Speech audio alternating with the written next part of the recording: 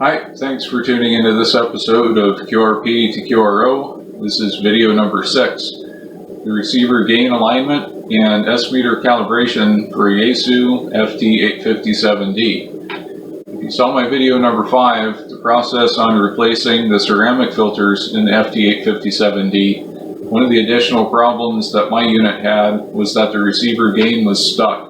So it would show 0 to either S9 plus and nothing in between with any differentiating signal level. So in this video, I'm going to show you guys how to recalibrate that and get your S-meter dialed back in. I've already fixed and recalibrated this radio, and unfortunately I don't have any exact footage of the problem that it was showing directly after the repair. However, I've simulated that so we can visualize it in this video. So if we go ahead and bring a signal on, you'll see at this point we have no S-meter response on the radio. And if we adjust the signal up just slightly, you'll notice that the signal level goes straight to S9. And I'll rock that back and forth so you can see there's absolutely no reading in between. Again, upon the filter replacement in this particular radio, that's exactly what it was doing. So we'll go through the calibration process here and I'll show you how to correct that and dial in the S-meter calibration. When working on any radio, even if you do know what you're doing, it's always a good idea to reference the service manuals or technical supplements that go along with them. The one that I'm referencing here is the Yaesu technical supplement for the FT857, and the part number on it is EH007M90A. This is the same manual that I used in video number 5, and we'll scroll down in this one to page 19. Here we find the receiver gain alignment and the SSB S-meter adjustment, which are the two processes that I'm going to be covering here in this video. So the receiver gain calibration starts off with the first menu item, HF1 RXG, which is on the 160 meter band. And as outlined again in the technical supplement, the idea is to inject the signal and get to an S1 meter response. But one thing that is a little bit goofy with this setting, if we go in here, oops, I gotta change my antenna around too. Make sure that's on the right antenna port. So now we're on the HF side. We switch this around to 160. What is that? 892.2. And the signal level they want us to use for this band is 9 dB per microvolt. So we'll go ahead and set that to 9 dB per microvolt. And we do have a signal on. And if you notice, there's our tone in the background and it seems pretty weak. Again, the idea of this calibration is to set the S1 meter level. So we turn the volume down as we increase that gain.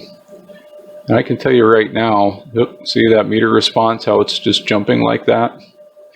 This setting actually should be down around 60 to 80, I believe.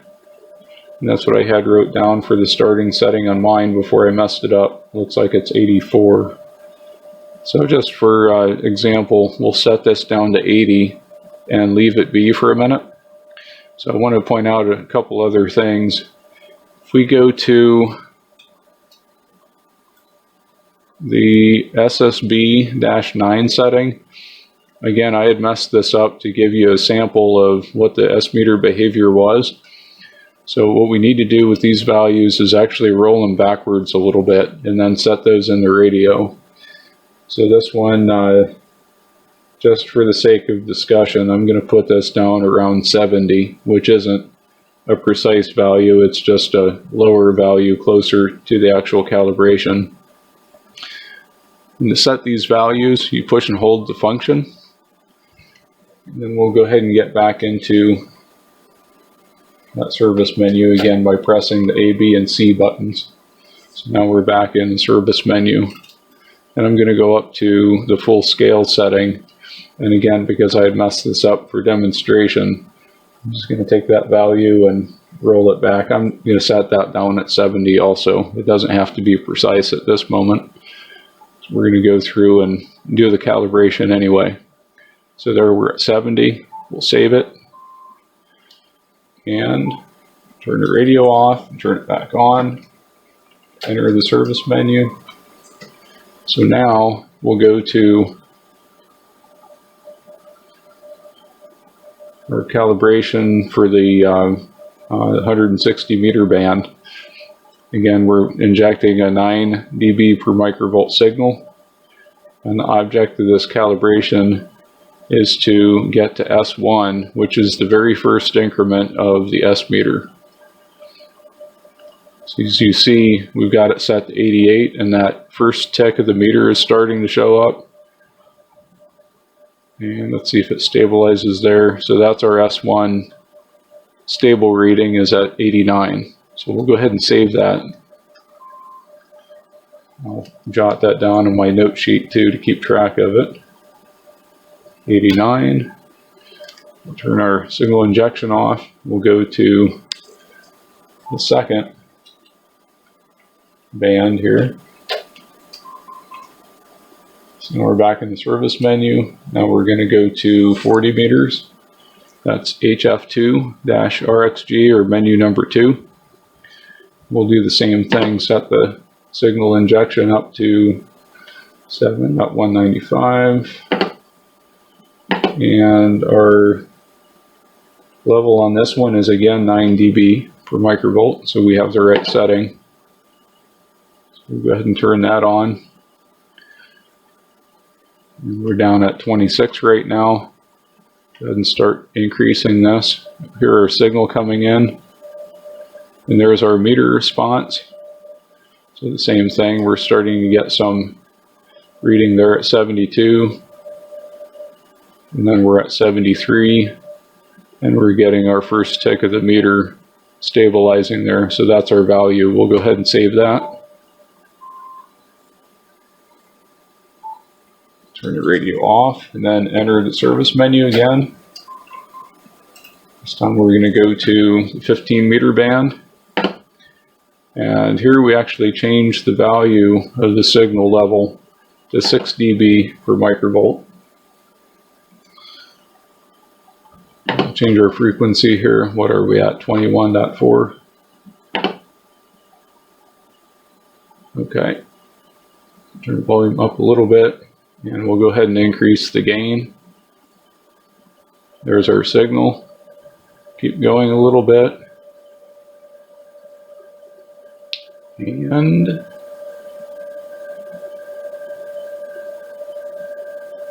now we've got our meter response. Back it off just a little bit. It disappears. So we get our meter starting to show up at 117.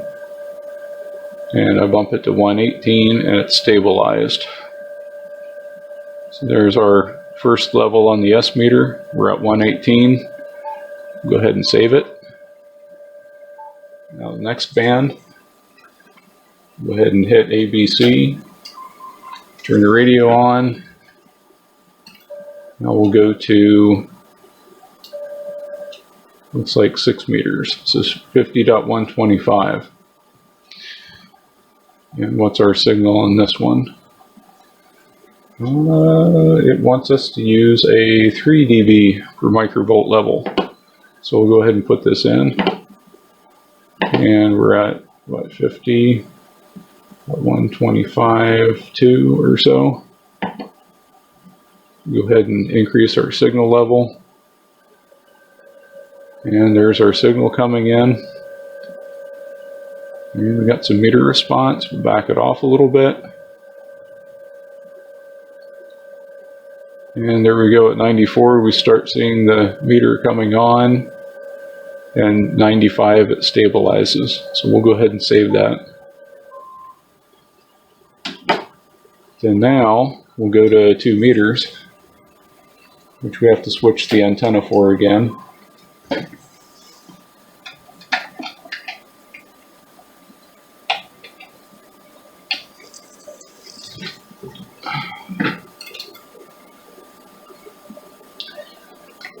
We're at 144.5. And okay, so it looks like VHF and UHF both, they want us to use a 0 dB per microvolt setting. So that's what we got. Let's see what we got for signal. Heard the tone coming in. We got some meter response. We'll back it off. And we'll start bringing that up slowly. So there's 78, 79. And it looks like our meter is stable there at the first tick on 79. So we'll go ahead and save that. And the next band, let's see. Oops, I gotta hold the function button to save it.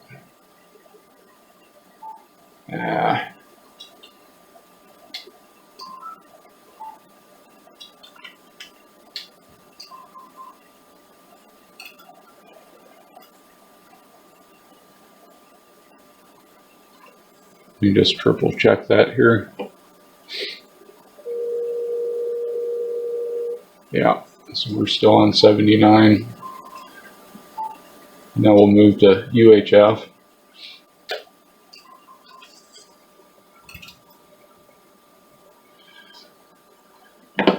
And the frequency on this is a little bit off. I haven't gone through the calibration exactly. So we're going to use 434.0. Then again 0 dBm, or I'm sorry, dB per microvolt on the level is what we need to use. And we're down at 7 on the gain. We need to increase that quite a bit. There's our signal. We're showing some meter response, so we'll back it off.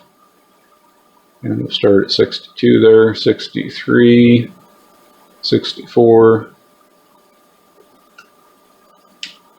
And we've got a stable first tick on that meter.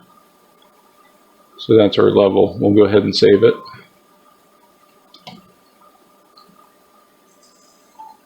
So we'll go ahead and get back into the service menu. Now we'll do the S9 calibration. Again, this is on HF, so we need to change the coax to the HF port in the back. This is done on 15 meters, so we got to change the frequency here, 21.4. And then our full scale level is 36 dB per microvolt. So go ahead and put 36 in. And as you see, we can rock this back and forth and get that S-meter response to change accordingly here. And the point that we're looking for is where the line shows up, right there. So we'll see the meter is tapering a little bit, and then you get this tick on the left side. That's our S9 level. So we'll back off our reading just a little bit. There's 84 and it goes away. 85, it's not there yet. 86, it shows up. See that for a second and see if it stabilizes, and it does. So we'll go ahead and use that setting and save it in there. So go ahead and turn the radio off again. And we'll come back in. And then this time we'll go to the full scale setting. And this one they want us to use an 86 dB per microvolt level. So we'll go ahead and change that to 86. There's our 86. And we do have a pretty high reading on the S-meter. So back this off a little bit still until it goes down. And we'll bring this back up just a little bit. And there's our last increment. So back it off. There's 50, 51, and it shows up. So 51 is our level. We'll go ahead and save it. So now what I'm going to do is go back and check the bands one more time. Now that we got the full scale and S-meter levels dialed in, we'll go back to 160 oops, 1.890. And again, 9 dB per microvolt is the level they want us to use. Let's go ahead and triple check this setting.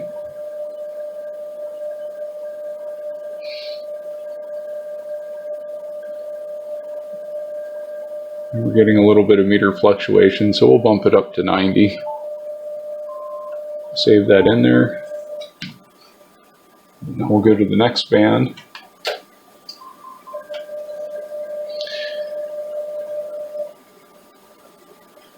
That is 40, so 7.195.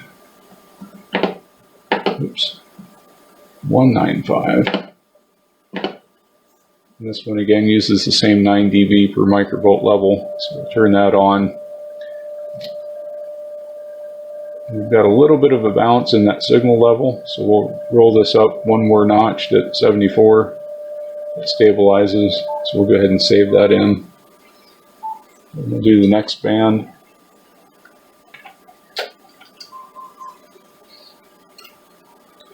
$15 meters, and this one they want us to use a 6 dB per microvolt level. Where are we? 21.4. So we're still at 118, and we have a stable reading on the meter. Back it off just slightly and see if that goes away, and it does.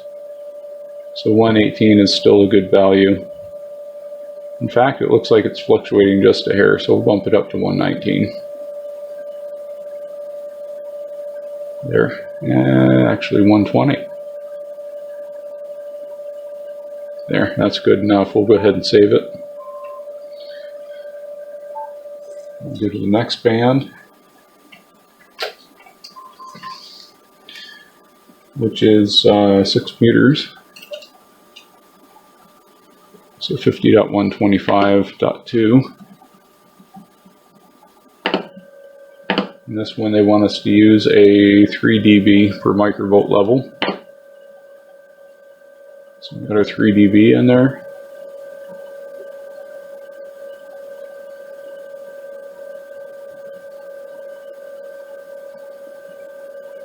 And we'll go ahead and use 96 as our setting, so we'll go ahead and save that in there.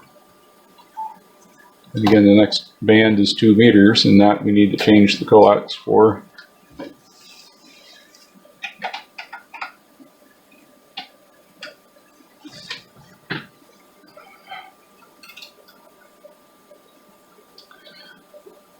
So 144.5.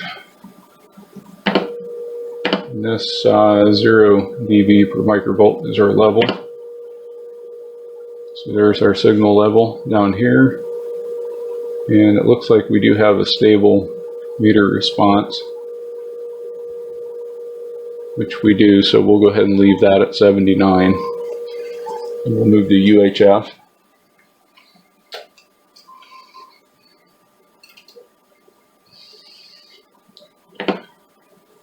So that's going to be 434.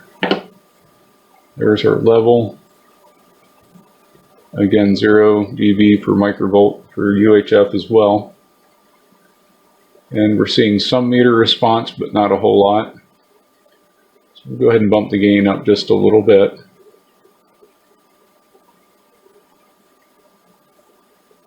Still seems like it's fluctuating.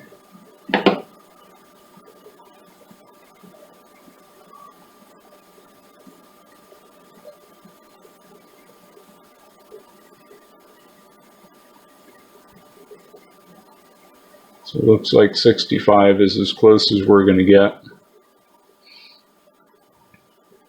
So we'll go ahead and leave it there.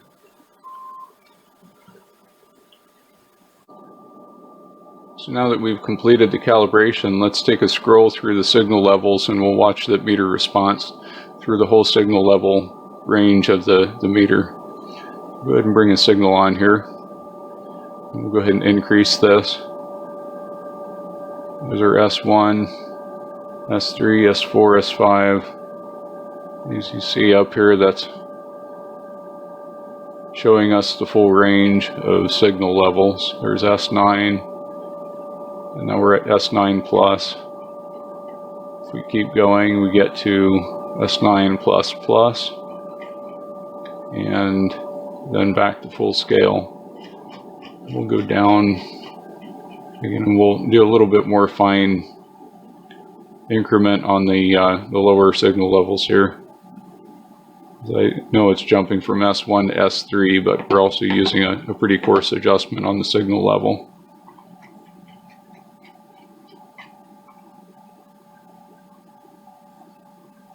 So there's S1, there's S2, S3, S4, and S5. So we're back to being able to visualize that lower level range of the S-meter now. And again, just to give you another look at it one more time, there's S8, S9, S9 plus, S9++, and full scale. So we're seeing the whole thing at this point.